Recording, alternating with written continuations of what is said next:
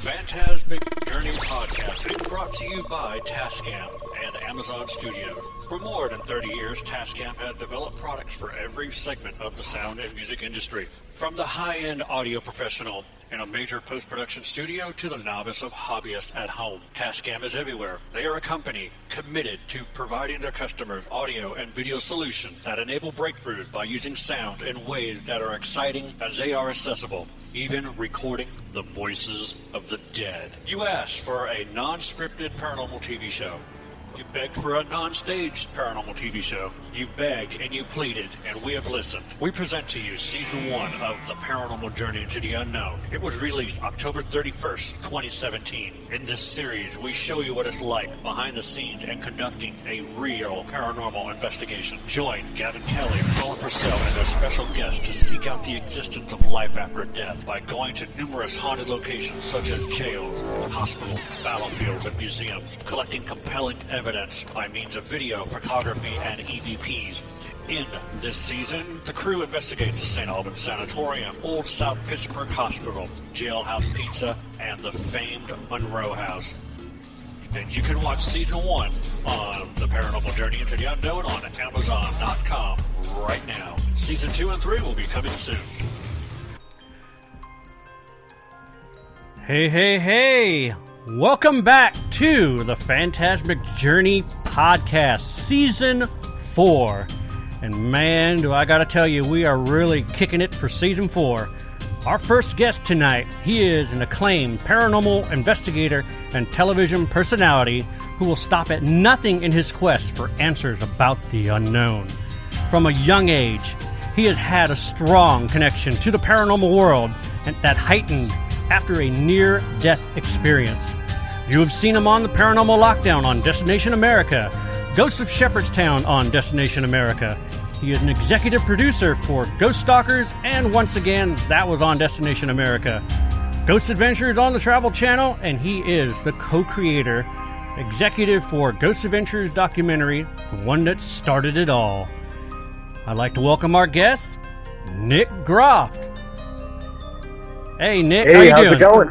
Oh, man, it's going good. It's going good. I am so psyched to have you on the show tonight. Yeah, I appreciate it. Thanks for having me on. It's been crazy lately. I've been all over the place, but, you know, when the nighttime comes, it's an interesting time because we can kind of sit back and conversate about weird things. So I'm enjoying the moment right now to chill and just talk with you. There you go. Yeah, we've been totally busy left and right. So many things going on. I mean, you're actually the first one kicking off our Season 4 of the Phantasmic Journey podcast, so we are honored to have you on the show, and I'm very thankful that you have taken the time out to speak with us due to your busy schedule. Cool, thank you. No, I appreciate it. And, it's awesome. I love supporting people. Oh, yeah, it's awesome. So I have my co-host next to me, my lovely wife, Paula. Hello, Paula. How are you tonight? I am doing pretty good. How about you? Good. It's nice to finally sit back and it's been a hectic day, so I'm eating one of my second or first meals and then drinking a little bit of wine and just chilling now. So it's nice to relax, to be honest with you. Well, I know you just got done doing one heck of an event. The Spartan or something like that? Yeah, it was wild. So I teamed up with Lost Limbs Foundation, Mike Couch, great guy, friend of mine. And it all started when he called me one day and he wanted to push himself mentally to just see how he can further, his own personal goals. So we picked Mount Washington to climb, and we turned it into an episodic series that you can see now on VidiSpace and Amazon Prime. And we conquered the mountain and filmed the whole thing into an episode and raised all the money. All the money went to Lost Limbs Foundation to help kids in need for kids that have amputees and need prosthetics. So it was really cool. And then I'm like, all right, what are we going to do next? Because that was, to me, I love the adrenaline rush. I love challenges. I love to push myself mentally and physically. So I've decided to pick Spartan Beast. What else can we do that's even harder than Mount Washington? So Spartan Beast was crazy. I've been wanting to do it. I haven't done Spartan in a couple of years, but I love the races. I've done a couple before, and I trained really hard. And I called up my buddy Johnny Hauser and asked him if he wants to run it with my couch, myself, and then the Shrek family, Rick and Kate, showed up, and they supported. My sister Diana came out. It was awesome. It was 14 miles, 30 obstacles, but the worst part about the whole thing was it pretty much rained a freezing cold. It dropped to just about 40 degrees, just below 40 degrees. Oh, wow. So it was freezing for 14 miles and 30 obstacles. So it was one of the most challenging things I've ever done in my life. We filmed the whole thing. We released trailers. The episode will be coming out soon for everyone to see kind of the journey and why we did it and Mike's background and what happened. And, you know, it was really crazy. It was probably the craziest thing I've done. Yeah, I'm excited to see it. I saw the trailer, and I'm just like, oh, my God, that is like major strenuous what you were doing. and you see Johnny Hauser on there as well. That was pretty cool. Yeah, he's a good dude. I love Johnny Hauser. He's a great friend of mine and just super, super humbled guy. And he's been working his butt off in the gym for years, and he's getting ripped. He's getting, you know, really, really his gym time in. Every day he's at the gym. It's funny because we both send each other like videos once in a while. He'll be like, hey man, check this out. I'm doing this right now. And then, you know, I'll be sending them some crazy videos or something in the gym just for fun. We motivate each other. It's like, look at me, I'm flipping this huge tractor tire over. Yeah, exactly. It's all good fun, you know. It's pretty much us against ourselves, so sometimes it's fun to get motivated, you know, with friends or, you know, music or whatever it is to emotionally move you to mentally challenge yourself, you know, because every day is different, you know, it's a new challenge. Oh yeah, you got to take it every day, step by step. So, well, let's go ahead and jump into some questions here. Like, well, Paula wants to know this one. When did you become interested in the paranormal? Wow, I think at an early age, I was always fascinated with all things paranormal and supernatural and everything weird. So when I was a kid, about 8 years old, I had this near-death experience. I was climbing a tree after swimming, and my mom was sitting on a bench, and the tree branch broke, and I fell into a cyclone fence and ripped open my whole entire left arm. And pretty much my mom saved my life, and they were able to, you know, it got shredded to the bone, and I basically blacked out because your body shuts down, you know. I remember getting up, saying something to my mom, then falling down, then getting back up and saying, Mom, I love you, and then I just blacked out. But what was weird is, you know, thinking back on it today, I asked her the last couple of years, I said, hey, remember that time where, you know, that happened? And I said, I remember opening my eyes and thinking that I was on the ground and all these people were looking down at me, like all these faces, you know, just random people. And I thought that, you know, a bunch of people, she said she picked me up, brought me inside, you know, they called the ambulance, she ripped off her shirt, tied up my artery and stuff because it was a half inch off my artery.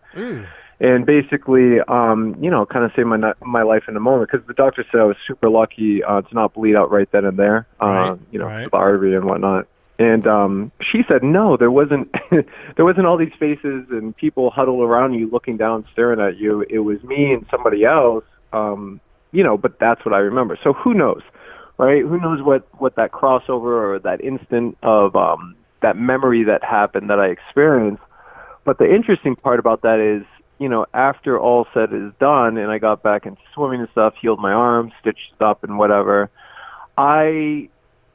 it was weird. I came home early to school about a year or so later, and I saw the shadow man standing on the back porch, and it scared me so bad. I got home early from my parents coming home, and I ran out of the house into my neighbor's yard. I thought it was like a burglar or something like that. And then a couple minutes later, my mom came home and, you know, went in there, and there was nobody, right? And I'm not sure. You know, it's weird. You look back at, like, these moments in time of, is it your imagination? Did you truly experience this? But I think from an early age, I was fascinated by just weird occurrences, I guess, Right. looking back on it now. Because then my grandmother would talk to me. I grew up in New Hampshire, and my grandmother in Nashua, New Hampshire, where one of the most documented case of that abduction case from alien abductees and stuff like that occurred. Mm-hmm. She would talk to me about that.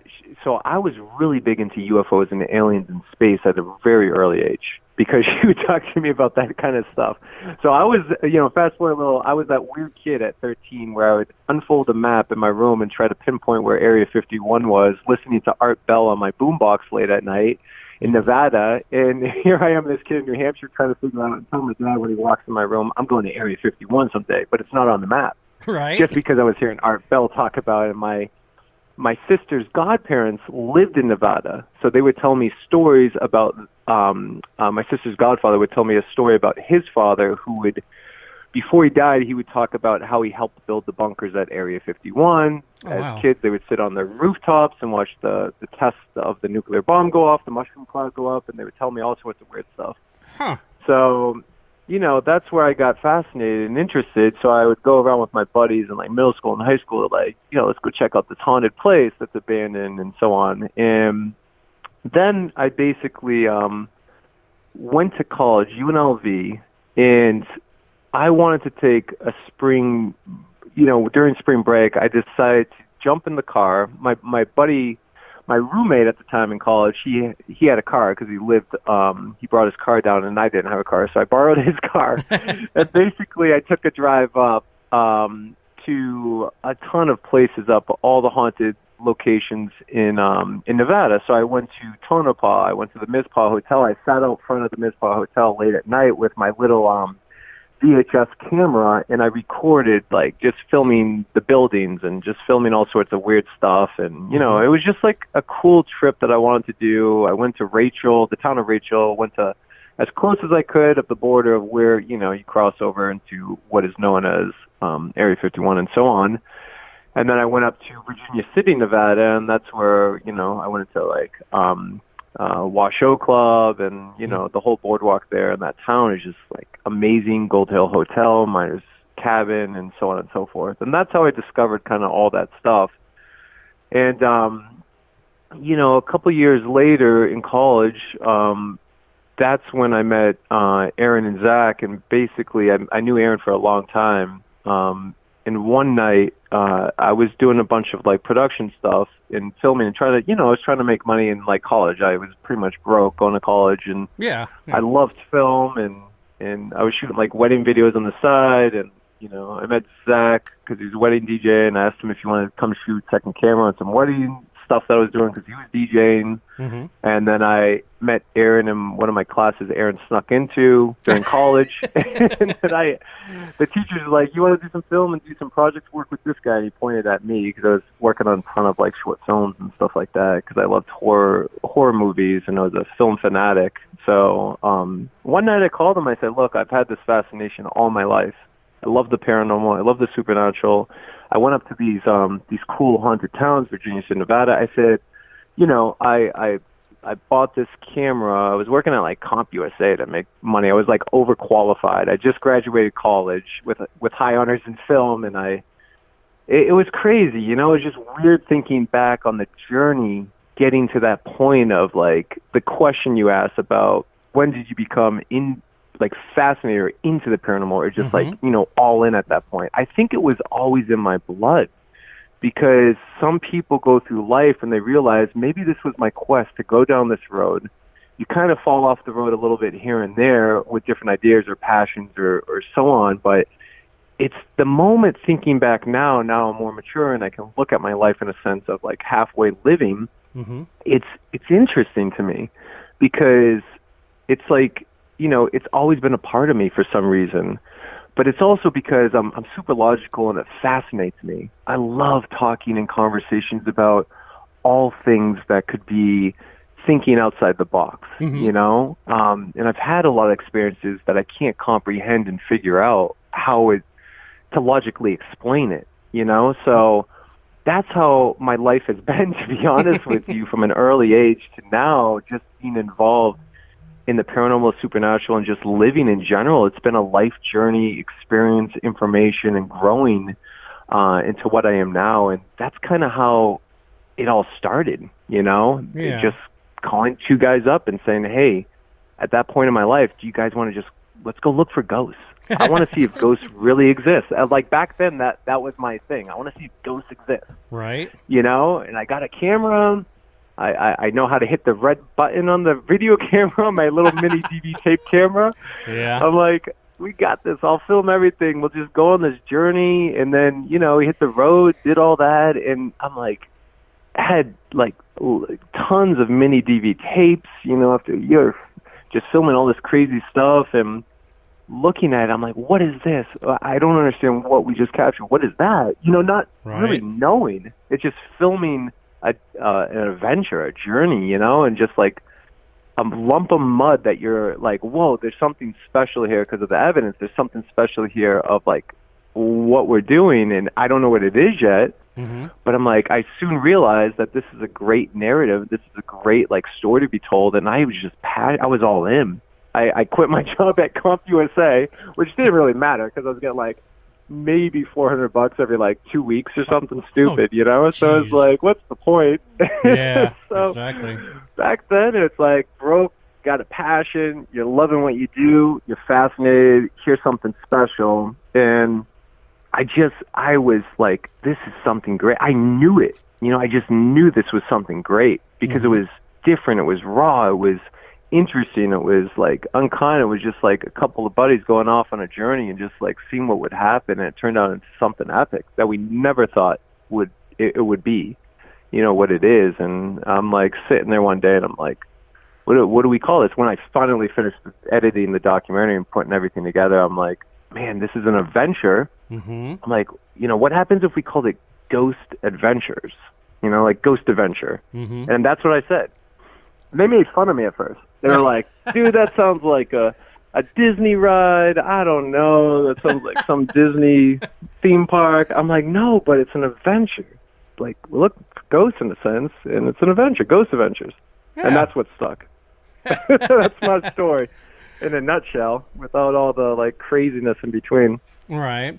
Well, usually when someone has a near-death experience, when they come back, they sometimes have a special gift. I've noticed this on some people that we've actually talked to that had a near-death experience.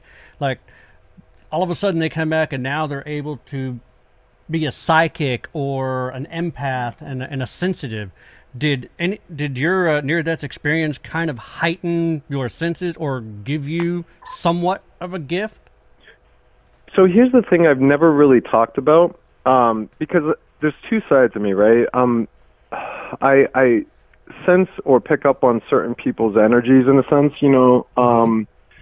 but also I'll have like weird dreams or vivid dreams or like, I don't know, I'll just like foresee certain things happening, but I don't talk about it too much because the other side of me is like very logical, trying to figure things out. Or, I love to theorize. I like to go into deep thinking patterns or try to like put puzzle pieces together in a sense, like life journey puzzle pieces. I'm not good at puzzles, but I'm good at life journey puzzle pieces. Right.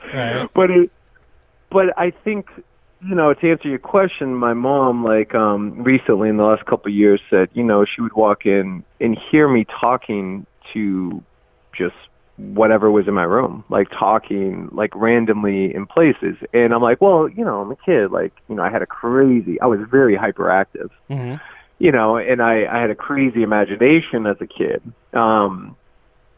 Like everybody, like most kids should, go in the woods and play for hours back then in the 80s and 90s, go play G.I. Joes, go do fun, get out of the house. Heck yeah. That situation with me.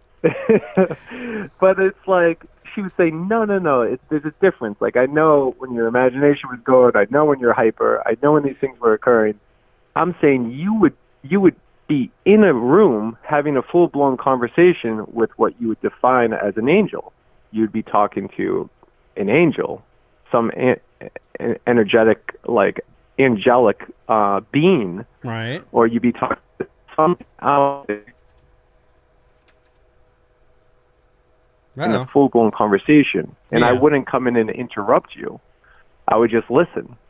I thought that was interesting because I vaguely remember that, you know, but she says I would do that at a very early age all the way through, and something, I guess, happened after the accident, when I ripped open my arm, to the point where maybe it didn't heighten it. I don't know, but I've always been sensitive in that sense to energy, sensitive to like dream state, foreseeing things, or even if you watched early stages of Ghost Adventures, or even in Paranormal Lockdown or anything else I've done, I learned really quickly that, and they knew it too. The other two guys, they knew it, like, using a digital recorder or using some sort of piece of device, if we were having experiences, they would look at me because I was almost like an antenna, I guess, and I learned it very quickly that I'm like, wait a second, like I'm almost tuning in and able to draw an energy or whatever, have energy experiences in that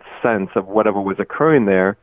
And we were able to validate it with the piece of equipment that we were having. So that's where you saw me like a lot with recorders or certain stuff like that when stuff was happening, because, you know, I would have those experiences. So we kind of knew that, like, you know, I guess I knew that I had something. I don't know what it is, but I've learned in the last couple of years to really listen to my intuition and listen to my gut, because it's almost like guiding me or telling me something that, you know, I would kind of shut it off. Like when I would go on an investigation, I'd tune into it and it would get really intense and stuff would happen. And then I would try to really turn it off and leave a location, you know, go live a normal life after that, you know. But it's like, I don't know. It's interesting. It's an interesting question because, you know, it's like the brain is so fascinating to me as a human being, and it's so mysterious at the same time. And we don't know everything about the brain, so I'm always curious to know. I believe that we all have the ability to tap into that extra sense and really focus our energy in the conscious thought and how we can basically, as a human being, evolve, you know.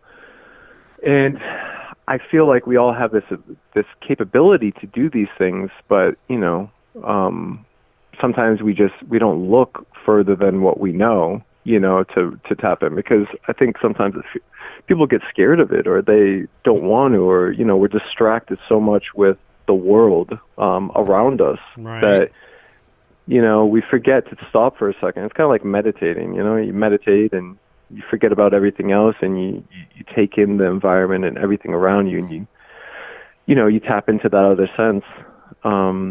So yeah, I don't know. It's an interesting question.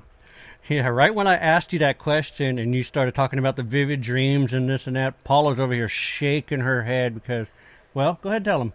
I have the same thing, but I'm one of those, and don't judge me on this, but Gavin, of course, watches every paranormal show there is out there. I do. And I watch some, but some of them I can watch the first 5 minutes of it and the location bothers me. And the reason why I do that, because for some reason I see into more of the location than what needs to be seen.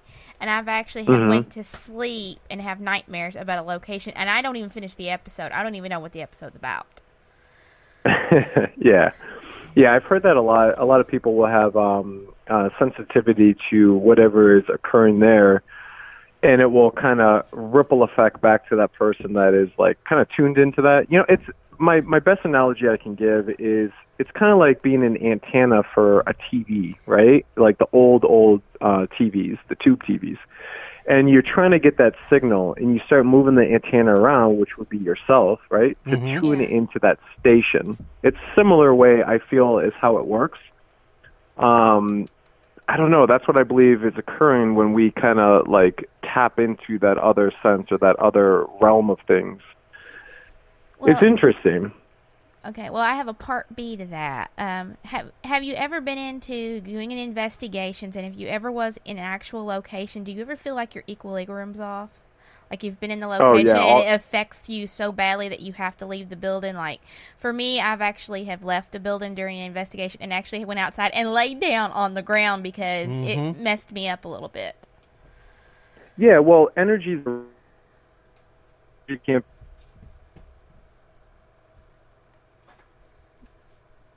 Did we rubber band out? I strongly believe that energy lingers, that energy is there at a location with dramatic, tragic things that occurred or whatever happened to that individual, that energy is left behind. And it doesn't even have to be people that passed on or died. It could be somebody that walked in there that was just super negative in some period of time, and that energy is left behind. It almost stains the location or the environment in general.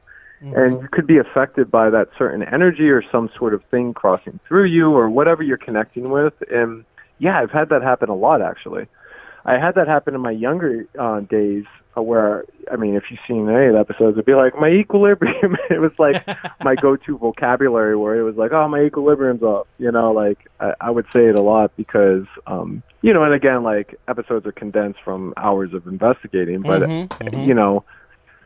equilibrium is an interesting thing because you kind of have to listen to your body when you're affected too sometimes. So, yeah, I've had that happen a lot. There was one time when I was at a location in Texas at a prison, and it was so bad. Like, something affected me so bad to the point where I had a fever all of a sudden during an investigation, to the point where my temperature was spiking. And at first I thought I was getting sick. Like, I thought I just came down with something really bad. But I was fine prior. It just, like, came on rapidly.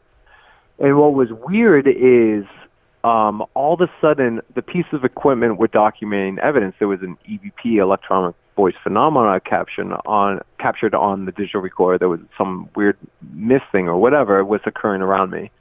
And I left. I had to, it was almost dawn anyways. It was dusk till dawn. It was almost that time to just get out. And what happened was I was like, I need to go to the walk-in clinic, like the emergency clinic. And it was going to open anyways, like I think it was like 5 a.m. or 6 a.m. when they opened. It was close to that time, I believe, in the location anyways. And I left the location, and I was driving, as I was driving to it, to get, checked for fever and stuff, because it was like 103 or something crazy, right? It was going up. And I felt really sick and weird and, I don't know, just off. And as I was driving a couple miles away from the location, we were pulling into the walk-in clinic, and all of a sudden, we're sitting there, and I'm like, I'm starting to feel better. Like, weird. Everything looked at, and then suddenly I was fine again.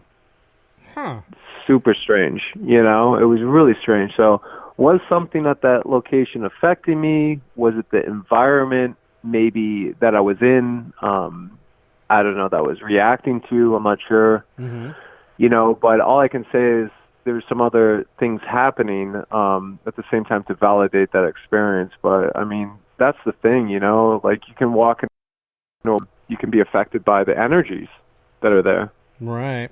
Well, here's a good question. This kind of backslides a little bit, but do you mentally prepare yourself before going into an investigation? I try not to. I try not to overwork my mind about overthinking things, because I feel like that affects me, I guess mentally. If I'm going to a location, I'm like, all right, I know this, this, and this. I know the history in a sense. I want to hear the interviews. I want to kind of break it down like a detective in a, unsolved murder case in a weird way, and just know everything. And then when I go in, I try to just like let go of everything of what I heard, during a walkthrough or getting familiar with the location and so on. Because what I want to do is go in and just have an experience with my own body, mind, and eyes and ears, right? So I want to experience it firsthand without, I don't know, just being, having that in the back of my head, consciously knowing that, like, oh, okay, this room, this happened. And even though I know that, it's kind of interesting to go through the rhythm and just let go of everything else that you know, and kind of just go through, let's investigate and just let go of, like, what is right now that I know. It's kind of like your imagination taking away. I don't want that to happen. So I kind of balance myself out with, just being really grounded in a sense, going into a location. And, some I'm more excited about. I get all like, yeah, this is an amazing location. I've been working on like years to get in here, and here we are. And I'm just excited, I'm just like kid in a candy store, but, there's other times I'm like, oh, man, I got to live in here for 3 days. This is a disgusting environment to be sleeping in, eating in. Like, where am I going to the bathroom? This sucks right now. Like, sometimes it comes down to that, too, which I did for 5 years on Paranormal Lockdown. I was living the most decrepit locations, like, almost week after week. It was like, I felt in the 5 years of doing Paranormal Lockdown, I have disintegrated the skin on my body slowly. I've aged a couple of years. Oh, man. One thing that really kind of got me, and I was still trying to figure it out for like the longest time. During Paranormal Lockdown, you went to the Hinsdale house. Oh, no, what was it? The Hinsdale house? Yeah, the Hinsdale house. And then you went overseas to the Black Monk's house, and somehow or another, both of those two tied together. How? Right. Yeah, so I started using a device that was really interesting to me, and I was trying to figure it out, and I started using it more and more. That was giving me a direct response. It should be phonetic words coming through a device, and it was there was some sort of voices that I get. Like, to me, it's very weird. So I really started getting involved with, like, the GeoBox, GeoPort, and all those devices, because I wanted direct responses in the moment. I didn't want to keep redundantly, using a recorder and then playing it back. I want to hear something happening right now. I was trying to push the boundaries. So I started working with a lot of engineers, electrical engineers, different people with different thoughts that knew how to develop devices that I was trying to get out, to experiment with. Because who knows? Nobody has the right answer. It's all trial and error, and, what works, what doesn't, stuff like that. So it got to the Hinsdale house, to tell the complete story, the unique locations I've ever been to in my life. At first, I was frightened by the experience. Now, years later, I accept it, because it's almost a location where you go to, and it takes you off guard, but you also are drawn in. It's like an energetic magnet drawing you to it. The Hinsdale house picks its people that it wants to communicate with. Right. Do you know what I mean? So it's almost like a telepathic way that it maneuvers through our world that we live in, because whatever is there positions certain people, and this is what I strongly believe now after doing, a long time research, and I'm really good friends with Dan Class, who's the owner of the Hinsdale house. And if you have that opportunity, definitely check it out. My name is signed above your name on the door. That's right. Yeah, man. Yeah, and you've been there. You know what I'm talking about, right? You know exactly. Yeah, so it's like this weird energetic pull. Like, I didn't know anything about the Hinsdale house, right? It kind of fell into our lap. So my cousin Justin, he's the most amazing researcher, right? He found tons of great locations for Ghost Ventures. He was the main dude, Paranormal Lockdown, and it was cool because he found the Hinsdale house, and he told me about it, the history and this and that. And I'm like, okay, cool. But we were looking at another location. Now, it was going to be torn down when we were about to go there. Justin reached out to the owner, and the owner started talking about it.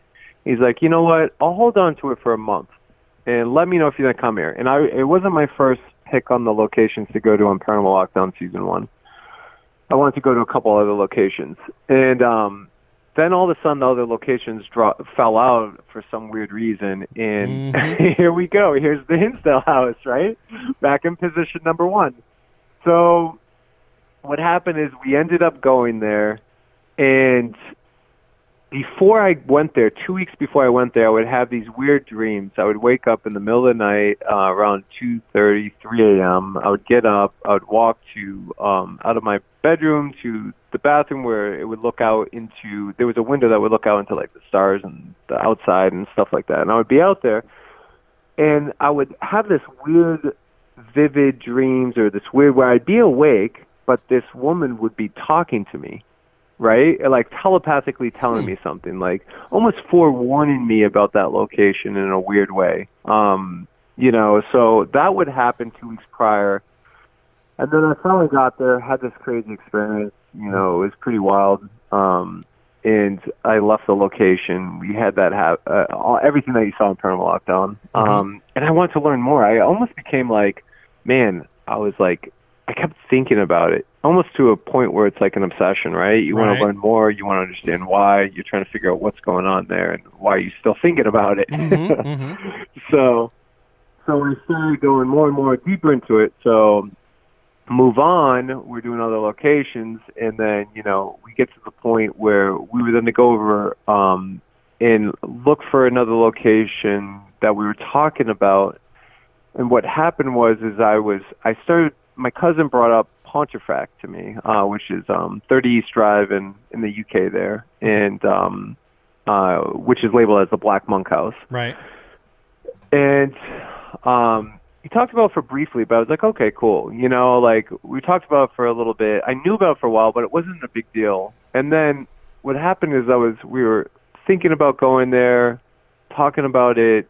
Hinsdale got brought up again, and then I was running the device in my house because I had security cameras up. You know, I had security cameras in my house. One night I was woken up. There was some knocking, some weird sounds. I'd have weird stuff happen in my house. You know, it was just very weird. Doors open, knocking sounds, stuff like that. Oh, wow. My kid would have, like, weird nightmares at night. She'd run in, you know, like, okay, it's kid having nightmares, right? But it would be weird, like, almost like something was there affecting her having the dreams. Does that make sense? Right. You know, where it wasn't just a nightmare, you know? And my basement was very weird. The house sat on granite. I don't live there anymore, but, like, the house sat on granite, and we'd have interesting things happen in the basement because I built out like a little office downstairs, produced music, and I would work from there and edit and stuff like that. And it would always feel like something's following me around and weird stuff.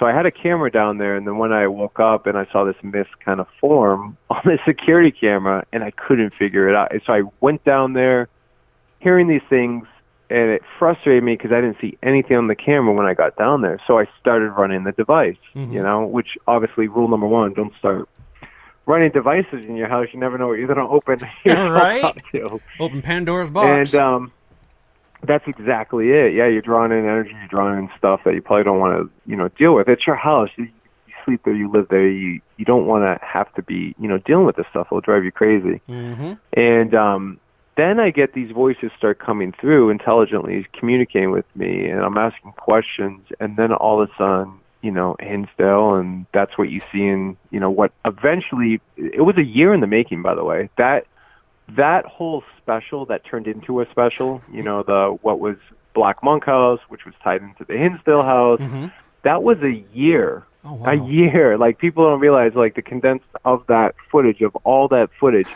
was months of stuff happening in my house, stuff like that, the miscapture on the security camera, me going down there, the voices coming through on the device, connecting the two locations together, and ending up saying, you know what, like, something bigger is happening here. And I don't know, what it was directing me to Pontefract, it was taking me to 30 East Drive, was the two locations connected in a weird way. I still don't know, but I just kind of followed that road, you know, like Wizard of Oz, down the road. Here we go, and that's kind of how it all kind of unfolded. Yeah, we actually had some strange things happen at the Hinsdale house. To this day, I still can't explain it, and Daniel couldn't even get me the footage of the camera that's actually facing from the living room all the way to the kitchen. Now, what happened is, you know that little grate that's in the floor that separates both rooms? Okay. Paula's sitting on the couch. I'm over by the window where there's a little end table, and I'm setting up one of my cameras that is a full spectrum.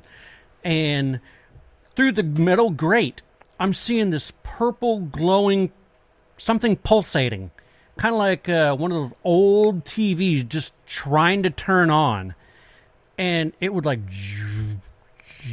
And it was purplish, wasn't it? Yeah, purplish blue. And it was showing through the floor. But yet there's nothing down there that would do that. And before that, I ran my DVR cables down through there. And while Paula went to go get food, which was like far away. I was there by myself in the Hinsdale house, and I was hooking one of my cables up to the DVR, and next thing you know, one of the cables went right back up through the hole. Whoa. Yeah, that's the Hinsdale house. I was like, the Hinsdale house. Yeah, I'm looking up there going, you can drop that back down here for me.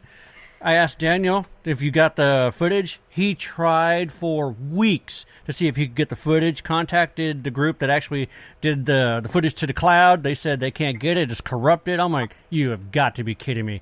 That would have been like the best substantial evidence whatever happened down there while we were upstairs. Yeah.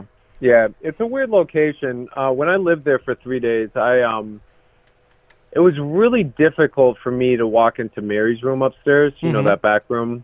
Yeah. On the second floor. It's just it affects some people differently, is my understanding. You know, just talking to several people. I don't know. It's just such a weird. It's like you walk into that room, and you're entering some other parallel universe that's occurring. You know, it has a strange energy to it. And I stayed in that room. I laid there, and that's where I captured that unexplainable voice on the recorder and whatnot, saying there's no heaven and trying to trick me and like mess with my head. And then I would sleep in, you know, the main bedroom there, the big bedroom, which would be Claire's room back then. Right. Claire Dandy, and it was just a strange experience. I would wake up, there'd be flies flying all around me and stuff like that. It was so gross. Ew. And Dan would be like, dude, I exterminated all the bees, I exterminated all the flies, and they just keep coming. Like, he would have an exterminator take care of all of it. It would just keep coming. Like, why? That's so weird. There's like some energy there that they're almost attracted to. You know, they come from nowhere, and they're just like, wherever they're from, they're just attracted to this place. It's like a beacon, you know, a lighthouse where that light is flashing. That's like Hinsdale. This light that's going around, and it's, you know, a lighthouse, and things get attracted to it. I feel like human beings are attracted to it too. It's a weird place. It's a melting pot for everything paranormal and supernatural. It has cryptid, it has UFO encounters, it has everything from paranormal, from ghosts to apparitions to elementals to, you know, it's not just the house, it's the land. It's the land that's haunted foremost before the house. So it's a cool location. I've accepted it. I've been doing a lot of research.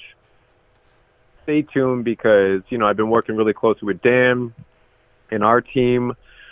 I know Clara, which is Clara Miller now, which was Claire Dandy back then, the family that lived there in the 70s. I know her very well. I'm really close with Clara. She's a wonderful lady. I really respect her. I love her story.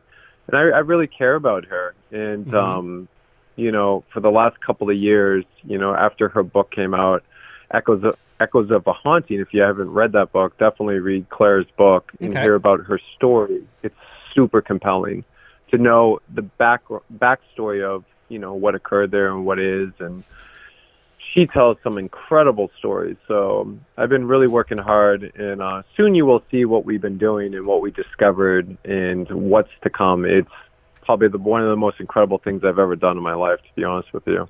It sounds really, really exciting, doesn't it, Paula? Oh, yeah. How do you feel about today about people being more open to the paranormal compared to 20 or 25 years ago? Do you believe the shows have helped us to be more open on the subject? Yeah, I mean, yes, and I think they have tainted it a bit, to be honest with you. You know, I think that yes and no. So I think that over the years, it has opened up the doors where everybody, like, there's so many people talking about the paranormal now, right? There's like a gazillion paranormal shows now on TV. Oh, I know, right? And it's interesting to me because, you know, back when I made Ghost Adventures, there was only a couple. There was Most Haunted, there was Ghost Hunters, and then there was Us, I think, that came along, and then so on and so forth. So it's interesting seeing it over a decade. You know, I've been doing it for, you know, this type of stuff like documentary, you know, filmmaking, investigating, producing, blah, blah, blah, for like over a decade now. And it's just weird to see how things have changed. It used to be like very tight, family oriented, very tight. Like, here's our little crew, 3 people locked down, dust till dawn. That's it, raw, uncut. I would carry my camera through the airport, my mini DV tapes through the airport. It was all me, man. And we'd be like, I even went back and would look at all the evidence and go over everything. And, I even was so analytical about stuff that I would condense it and edit season 1 of Ghost Adventures myself. So, edited pretty much season 1 of Ghost Adventures myself, I had no life. Like, I literally would go for a week, investigate a location, bring all the mini DV tapes back, and then, compress it and evidence and, kind of put a narrative into a 43-minute, so they could broadcast it to TV, and I would hand that off what I wanted, because I wanted it right. I didn't want it to be tarnished. I didn't want it to be, I didn't want some other producer coming along or somebody I didn't know or somebody that doesn't understand the paranormal, some, executive in a suit saying, no, let's make that cut or do that or whatever.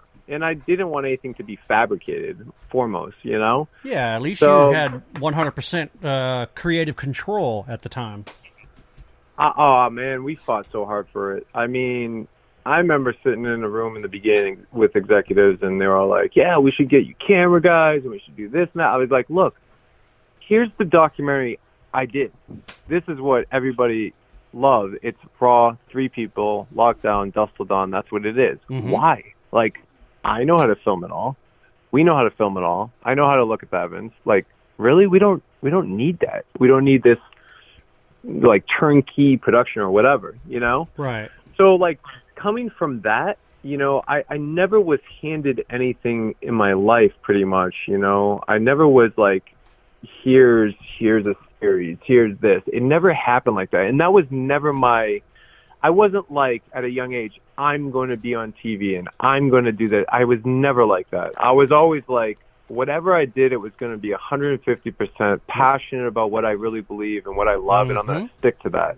And I'm going to make it. And if someday it maybe makes money and I'm allowed to go on and keep doing what I love to do, then great. But here's what I'm doing right now.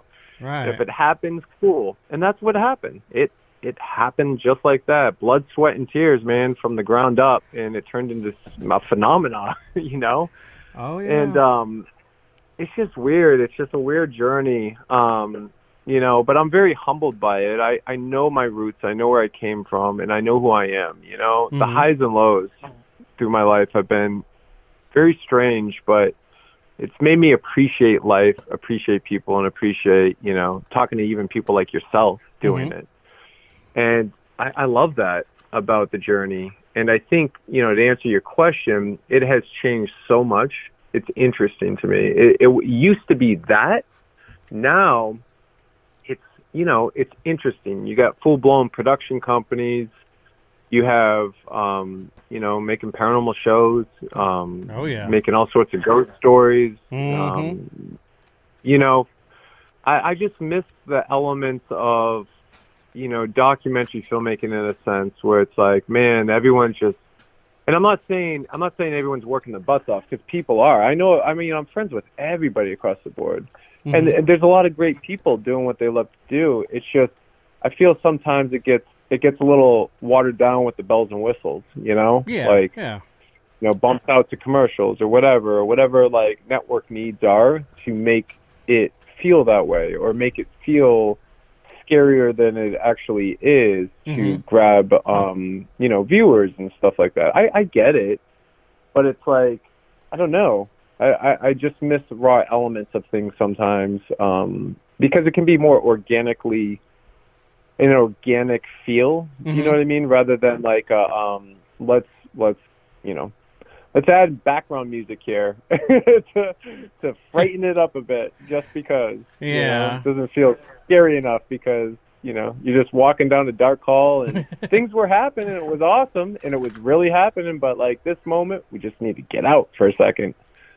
You know what I mean? Times have changed now because there's so many streaming platforms, which is really cool, and I think it's going back to those raw elements, going back to the filmmaker, going back to the passion, because streaming networks, I feel, are allowing that to happen. Right. Because you don't need the, cable networks do it a lot. You don't need the, let's get the commercials. You don't need the ad sales. You don't need like demographic hits and stuff like that. You need your subscribers, and you need the loyal people. You need people that really trust what they're watching. And I feel like that's what I'm excited about for the future. So it's like a yes and a no and a yes to answer your question in a nutshell. Yeah. And I'm excited about it. I love it all. I like seeing it all. I watch everything, and I respect everybody in the paranormal community. I love conversating with everyone in the paranormal community, from ufology to cryptology to,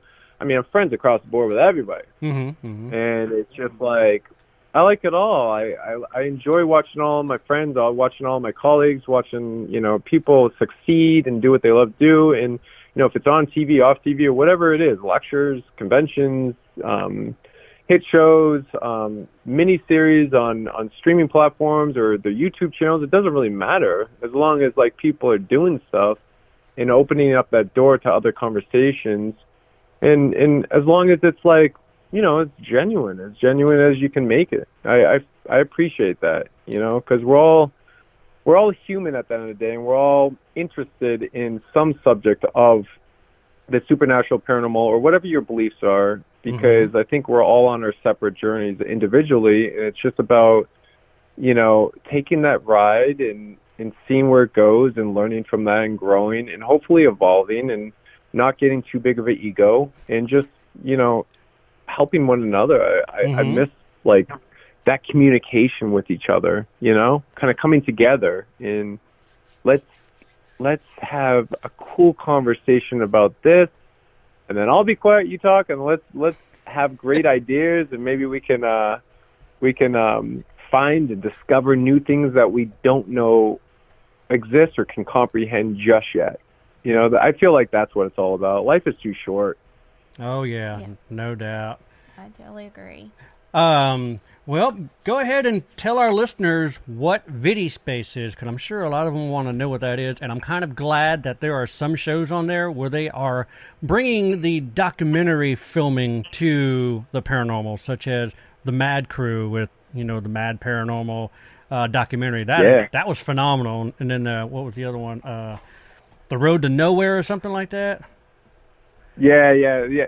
There's a ton of content right now. We're super excited. I really am. VidiSpace, I believe, is the future of streaming. It's the future of getting back to the filmmakers, getting back to the elements of that independent love for the arts.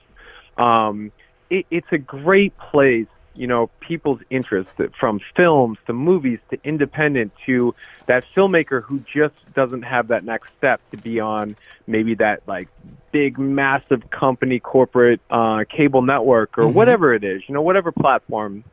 And, Elizabeth Saint, Justin Aragon, myself, we co-founded it. Elizabeth works her absolute butt off on VidiSpace.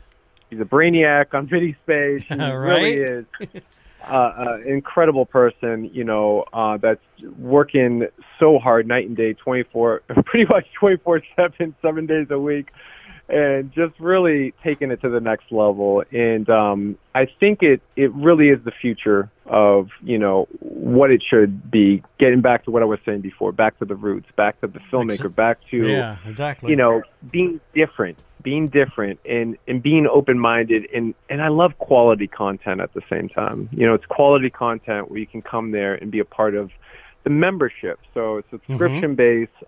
It's really, really inexpensive now when you break it down. And there's a 50% code too that she releases, and definitely check it out because it's really inexpensive at this point if you're interested in all sorts of different content, from movies to documentaries to series, episodic series, original content. And we're working with several people across the board that are just incredible people. And there's some really cool stuff on there. And I'm just excited. There's, we're going to even have we're having all sorts of stuff. Like, we started our own Patreon page, but we have even the G Crew podcast going to flow through VidiSpace. We have for all the members that are on there. So we're excited about that. We're excited about so many things to come. We have some really big projects within a release on VidiSpace coming up. There's a ton of content. We have Paranormal Pajama Party with Chip Coffee,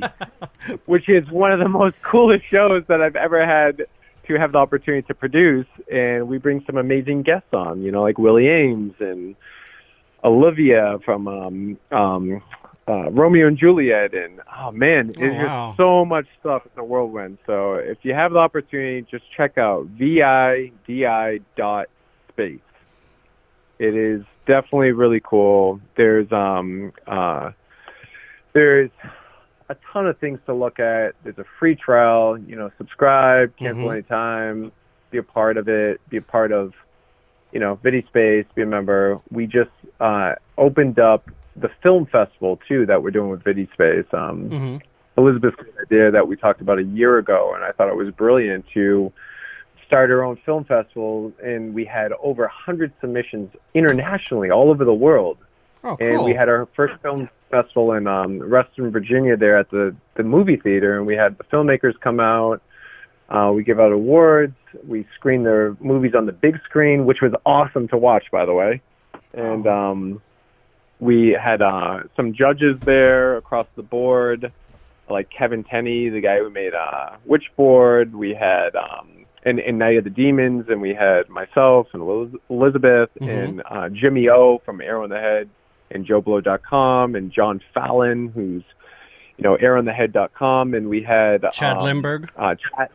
Chad Lindbergh, my buddy, my right-hand man, my crazy dude I love rolling with and getting into trouble with. Yeah, he's a crazy cat. I love you, buddy. He is a crazy cat.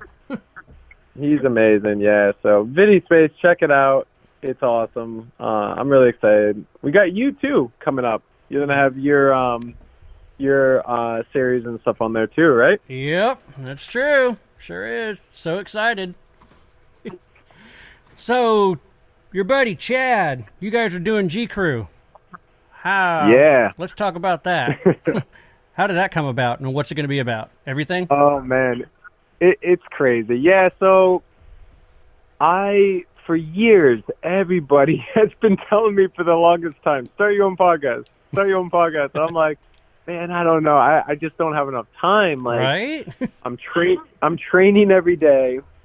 I have huge competitions and goals and challenges I want to set for myself. I'm producing a ton of content and just a ton of projects. I'm selective now. I had to be really selective of what I do so I don't stretch myself thin these days. Right. And I'm working on NGI, Nick Groff Investigates, the entire series coming out. I'm so excited about this. I really, really strongly believe it's going to bring the paranormal back to that forefront of pushing it forward and being different, thinking outside the box, going down that kind of that rabbit hole into different theories.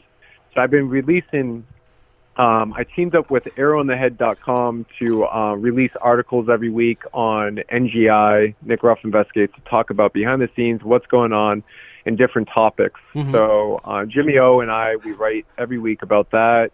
And then NGI is really cool, produced by myself, Justin Aragon, and Elizabeth, and a really incredible person who helped put it all together, producing-wise, Rosa, who's been incredible, too, to be a part of the project. So I went off in Nick Ruff Investigates, and we started doing that. And then, one day Johnny Hauser, after everyone telling me, Johnny Hauser was like, I don't know, he was texting me.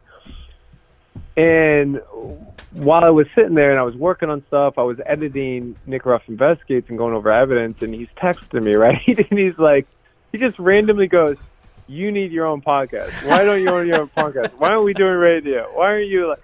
And I'm thinking to myself, I'm like, you know what, man? I'm like, I don't know. I'm like, I got a lot of stuff going on. Maybe, I'm like, you know what? But I've been wanting to do it.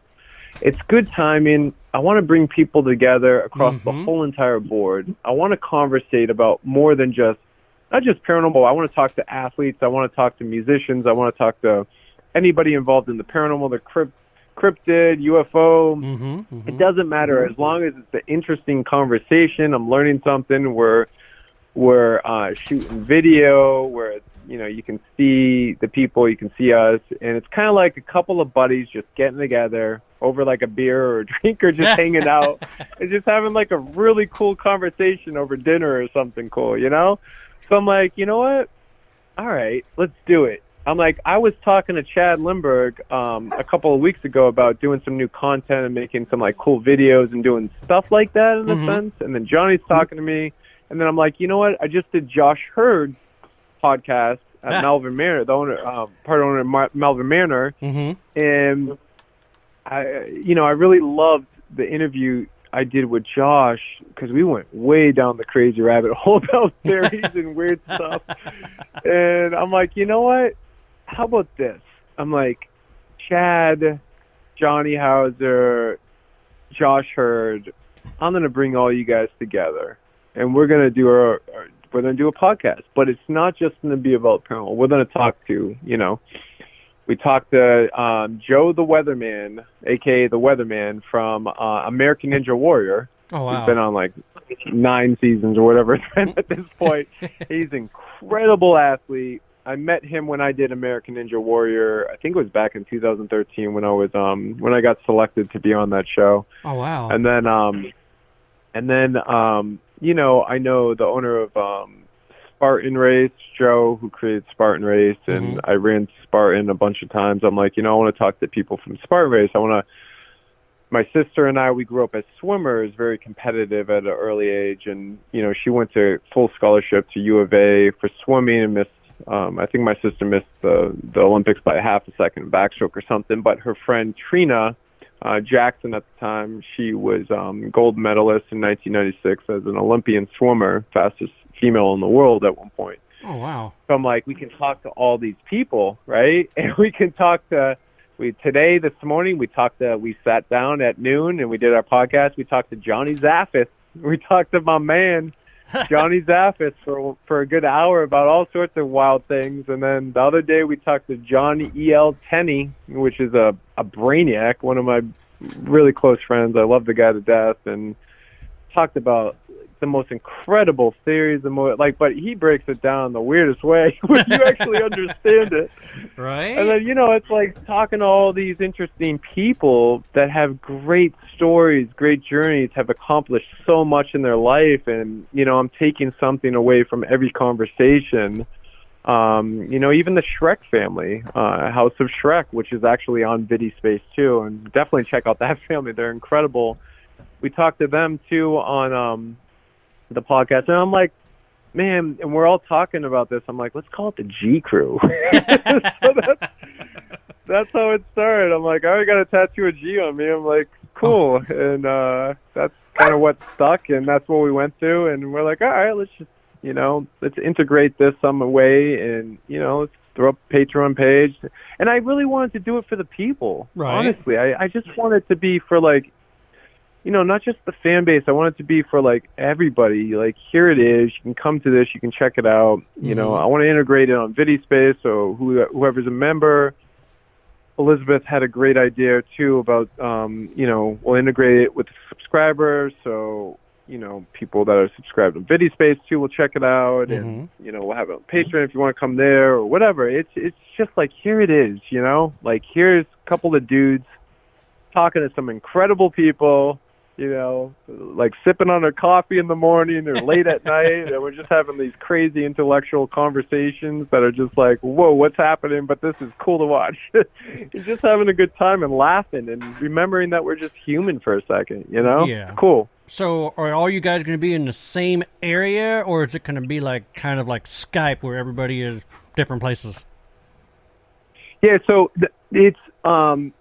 it's all being filmed, high def and all that stuff. But and it will be raw, just straight up. Like, you'll see our logo at the beginning. It's like conversating right into it. We're dropping right into the discussion all the way through with different camera angles. And then we're all in 4 different spots. But the idea is to eventually come together. Right. Maybe we have it at Malvern Manor where, Josh, Johnny, Chad and myself are there at Malvern Manor inside the haunted location that I filmed Paranormal Lockdown in, and we're sitting there and we're thinking about opening it up to a live audience, allowing people with Patreon who's on Patreon or maybe even part of Vidi Space to allow our people to come down and be a part of that recording of whoever we're interviewing for that. So that would be cool. Eventually, we will be doing that. Or you never know where we're going to be. I could be running a Spartan race with this crazy Spartan competitor running 14 miles, and I could be interviewing him and filming it as we go, and that could be an episode. You just don't know what's going to happen with this G crew. They're wild, We're trying to get. You ever see those viral TikTok videos or YouTube videos? Chad does them a lot. Oh, does it? Oh, yes, he does. A lot. There's this guy, Tyrone. I don't know if you've seen it. The guy's hilarious. He's just so funny. He goes around hitting cigarettes out of people's hands. Have you seen that, dude? It's just like funny, crazy dudes that do stuff like that, and he's trying to stop people from smoking or whatever. And he just says all this crazy stuff. I want to get him. I want to interview him, but go around with him, interviewing him while he's doing that. Some crazy inner city place or something. Just like wild stuff like that. I don't know. Oh, wow. I'm a wild dude, so I like doing fun stuff like that and living for a second outside of haunted locations. Yeah, right, right. I don't know. That's the G crew for you. We're just a wild bunch. You never know what's going to come out of our mouth, but it's all interesting topics and theories and ideas and cool people. And yeah, if you get the chance, go on over. We just released it yesterday in press and stuff like that.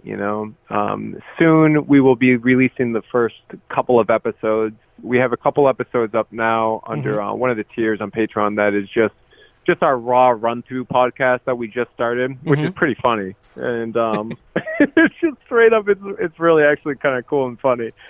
And then we have our episodes for the people going up.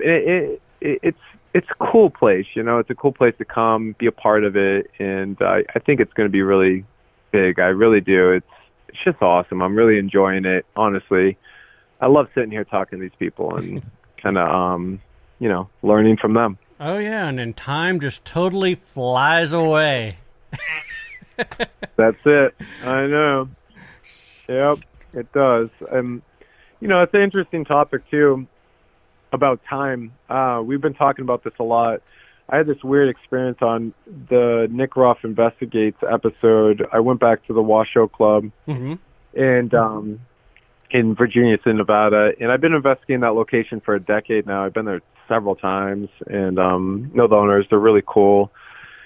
And I was there, and I was up on the third floor, I think it was, and I walked into the room where about a decade ago or so, I remember when I was investigating there way back when, and I heard my name come through on the digital recorder. It said Nick Groff, right? Wow. That was the one time I was started to scare me back in the day. How is this possible? How can something know my name? I was like, this.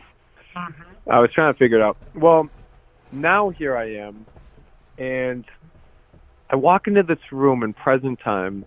I see myself from the past walk into the room, right? This is the experience I had.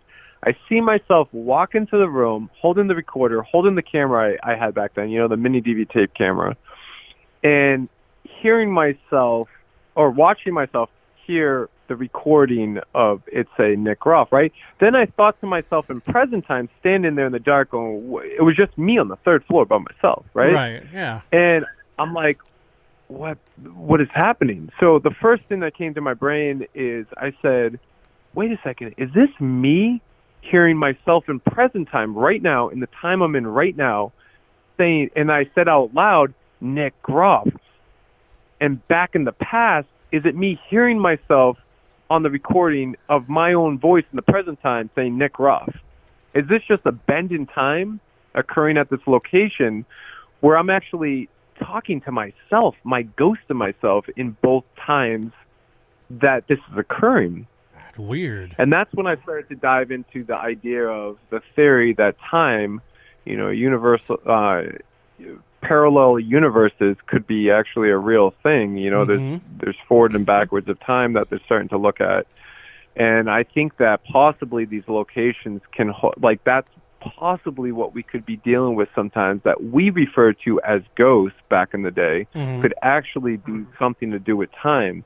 And that's my point, is we got to start thinking outside the box rather than everything is a ghost. You know, I don't believe that. I think there's more to it than just the norm. You know, my younger self would have been like, oh, this blinking light is a ghost, or this is happening, it's a ghost of the recording. I think there's more to it now. I think there's so much more than what we can't understand yet, you know?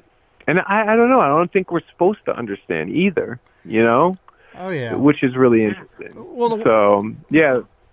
The one thing that really gets me is how energy can actually remember. Now, the reason why I'm saying this is, like 4 years ago, I went to Waverly Hills, and I stepped through the threshold of the morgue, and we had an investigator, Eric. He had his hand over the SB7, the Arctic Lansing, and he's like, what room are we in? And he released it, and it said, morgue. And he's like, okay. And he's about to put his hand back on it again, and it said, Gavin. And he's like, dude, it said your name. And I'm like, okay, are you sure? He goes, yeah. So now we jump ahead. Paula didn't get to go at that time. It was me and another team. So what happened is, was last year? Or 2 years ago? 2018. Paula got to go, and I didn't tell her what happened. And we had a whole group of people. We set up an event, sort of, where we invited 10 investigators to come with us. We're going to film the paranormal journey into the unknown there. And it's not just us. We're filming them so we can show people how different people have their own methodologies, how they investigate. So it's kind of really cool. We're filming these investigators showing us how they investigate the paranormal. Well, we split up into teams, and my team went down to the morgue, and I about to crawl into the body drawer, and I took out this app called Suspectulo by Brian Holloway in the UK. And before I even turned it on, I said, okay, I was here 4 years ago. You said my name when I walked through the threshold. Can you tell me what my name is? I turned on the device and it said, Gavin. I don't understand how that's even crazy. Possible. Yeah, that's crazy. And we had... I don't know. Yeah, I mean, we had 3 recorders pick it up, 2 cameras pick it up. You can hear my name plain as day. Right. It's yeah, crazy. I mean, that's happened to me a ton. That's my point, is like, what are we communicating with? Mm-hmm. You know, like, who is it? Is it us? Is it our ghost? Is it us in the future? Is it us in the past? Is it something else? Is it something that can hear us that we can't hear back on a different frequency? Right. Is it an intellectual being from some other place? Is it another parallel universe? Is it another reality? What are we dealing with? Like, that's the scary part. Like, we want so hardly as human beings to try to comprehend in our brains, like, to put things in a box because science says, you know, that's what we have to do. We have to have the facts. We have to say it's X, Y, and Z, and that's why that's happening. But the fact is, not the smartest person in the world, smartest scientist, smartest person, can actually really show us how the brain works or how these things work. Like, nobody has the right answer. Nobody can really tell us, you know, why these things happen the way they do. And, you know, that's kind of what I'm trying to discover and look into and bring discussions further, evolving the paranormal community in Nick Groff Investigates, the series that I'm doing right now. And I'm just excited about it because it feels fresh to me. It feels new. It feels right. You know, it feels genuine and right to me. And I just feel like it's just the right time in my life where it doesn't feel like redundant. It feels like I'm moving things forward. We're getting into the discussion now of all these topics rather than the same old, you know? Right. And I think that's what we have to do to evolve. So yeah, it's interesting always when you capture or hear your name on a device, right? Because It always reminds me of that movie Interstellar. Remember that movie with Matthew McConaughey? Oh, yeah. I love that film. Oh, it's such a good film. And it emotionally moves me every time because I'm like, what if the possibilities are there? Actually, that is something that could occur in the future. Obviously, it's a little fictionalized, but some of it is true because if you think about time, in a sense, we create time as human beings, right? There is a such thing as time, but the notion of time, but in a sense, we kind of create it because we're born into this world, we grow older, we die, right? Yeah. And every second that we're talking, we're actually passing away. I mean, the Earth has been rotating around the sun, and here we are, that we're already in the future, regardless. So even the hour we've been talking, that's an hour, that is gone. So, like, we are ghosts in a sense. It's interesting. So what about us when we started an hour ago? Are we just starting that conversation now when we just got on the line, but here we are talking right now an hour later?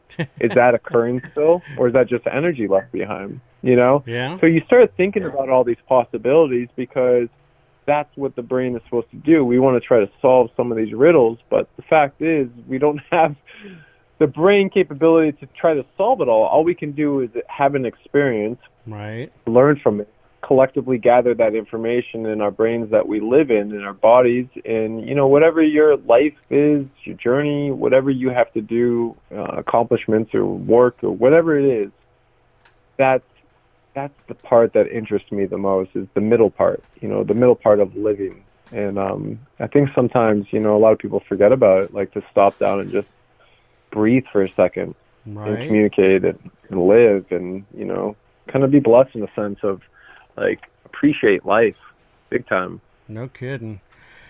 Well, all right. Well, hey, man, I tell you what, it's been a blast. We're overjoyed to have you on the show, but now's your time to actually go ahead and tell our listeners where they can find you. You can tell them about the Nick Groff tour, which I know you've got 3 phenomenal places you're going to. Yeah, I'm excited. So we just released that today, nickgrofftour.com. If you go there right now, you can pretty much reserve your spot, come investigate with me. We got Brushy Mountain Prison, Palmer House, and Ashmore Estates. I'm super excited. I love all 3 locations, and we might be releasing a 4th one coming up. We were just Jennifer Kirkland, Lee Kirkland, Jeff Waldridge. They all operate and run the Nick Groff Tour, and they're great friends of mine, great people. We've been doing it for a couple of years now, all over America and stuff, and it's awesome. It's a good time. People come out, and we keep the groups small to investigate, and we break them up into smaller groups. We have great guests that come out and investigate, and we do a whole Q&A. It's very personable. I love that stuff because I love talking to people and learning stuff and sharing experiences. So nickgrofftour.com, you can go on there and basically sign up, come investigate with me, and so on.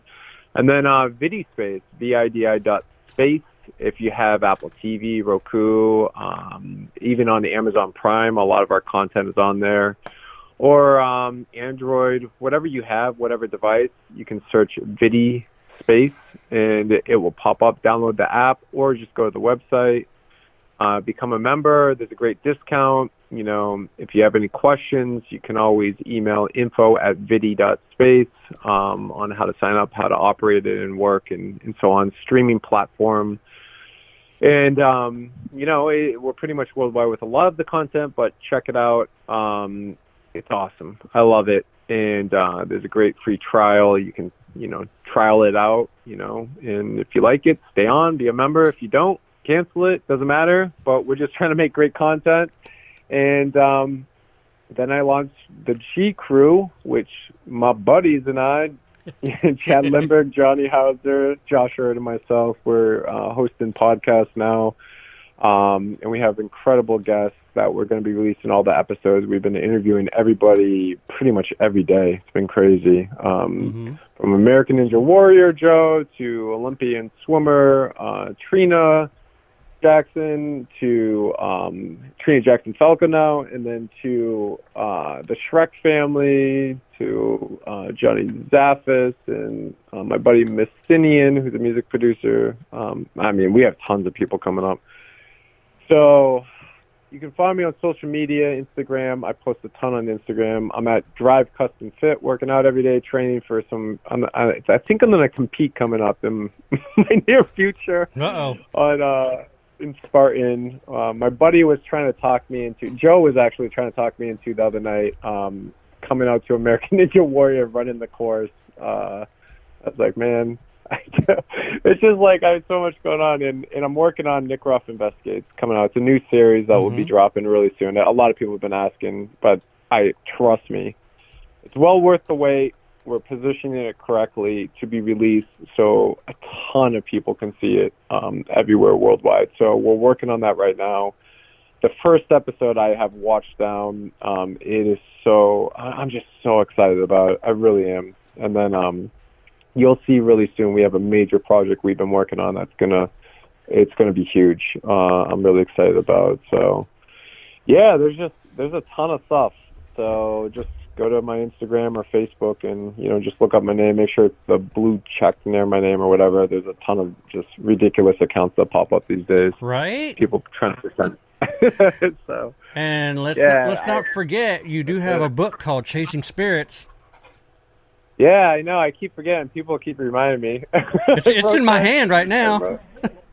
Oh, man. I wrote that when I was 30. It was the first chapter of my life. Yeah, it was funny when I was approached by Penguin Distributor to write a book. I teamed up with Jeff Bellinger to help me write the book. And Chasing Spirits, the building of the Ghost Adventures crew. Yep. And I just wanted to talk about, I guess it kind of is like that. I mean, Jeff would basically record me on the road, talking about my life and this and that. And he basically take my recordings I would talk about and then just transcribe them into writings and, format into grammar. And that's basically when you read the book, that's what it is. It's basically me telling my life story like I told you guys in pretty much an hour condensed, but now it's in a book of how many pages it is, I forget. But yeah, I mean, it's been crazy. That was my first part of my life. So much has changed in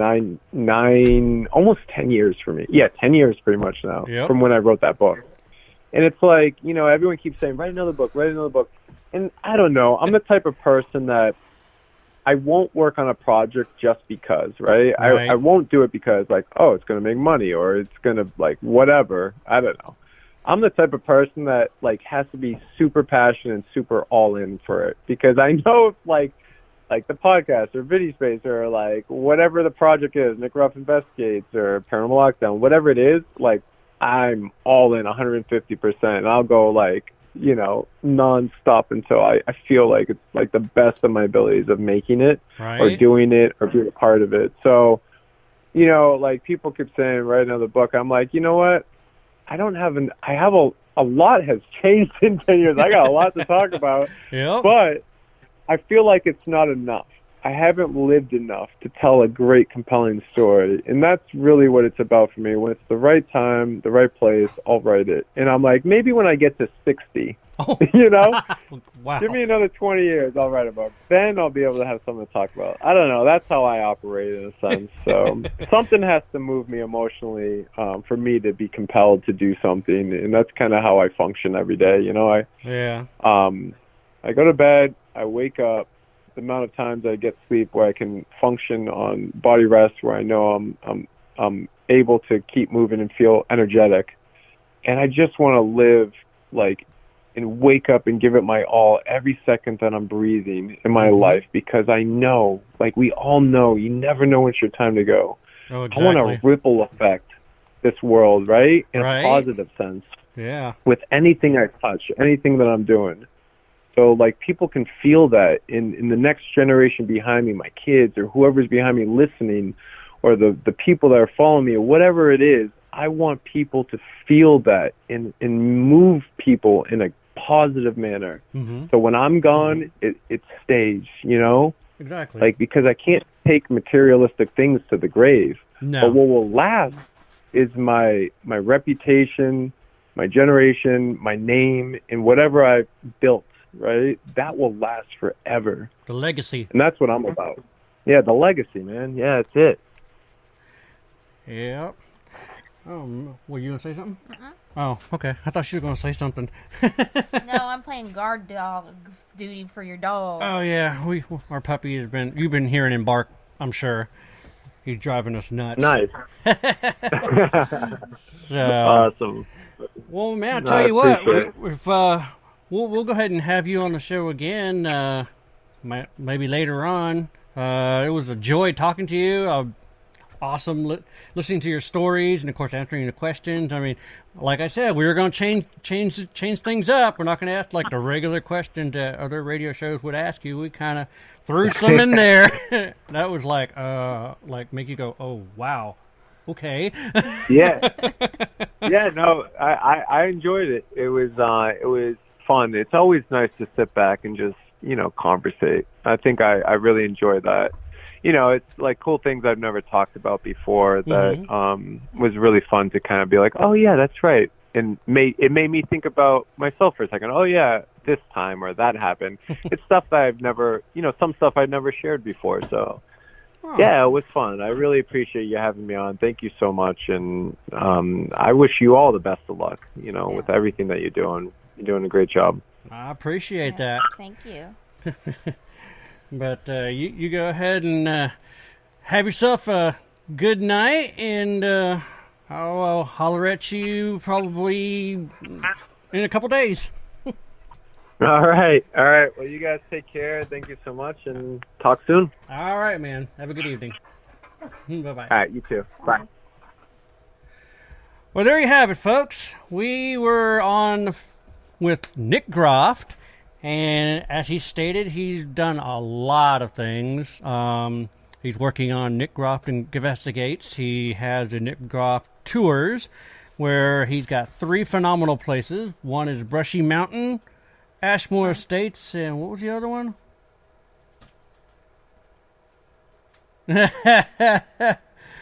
We both drew a blank. So, anyway, what a way to kick off season 4, right? I hope you all enjoyed this episode of the Phantasmic Journey podcast. Join us next week when we will be talking to Brandon Alvis, and you may know him as the tech geek from A&E's Ghost Hunters. So, everybody, have yourself a great evening, and we'll holler at you guys later. All right? Yeah.